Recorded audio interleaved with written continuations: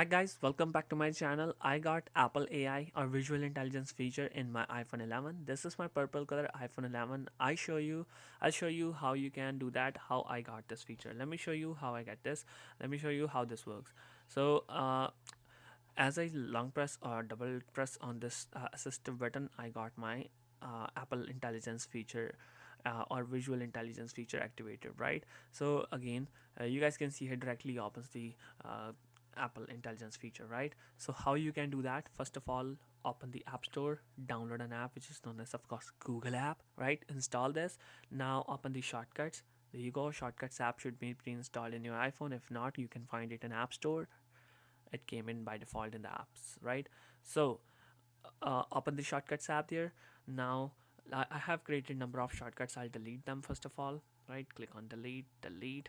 So here I can just simply create a new shortcut here. Here you have to choose open app. Here you can choose the application you want to open. I'll choose Google. There you go, right? So I will rename this AI features. I'll choose AI 1, right? I rename this. So now jump to settings in the iPhone.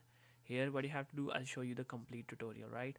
So in the main settings page, find here accessibility option there. Now swipe up and you will see touch button here. Click on assistive touch, and here you guys can see here double tap and long press.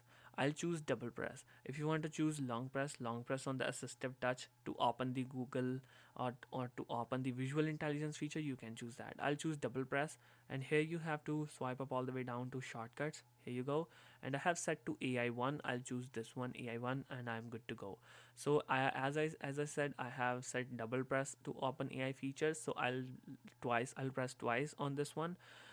So it will open my Google Lens feature or Google app. So if it opens Google app directly, not the Google Lens, what you can do, just simply open the Google Lens, go back, and whenever you're just pressing that this assistive touch, it will open Google Lens all the way on. Yeah, and you can search anything and it will go you the results, right? So that's the whole simple fix. Hope you guys find this method helpful. Thanks for watching. Stay tuned. Thank you so much.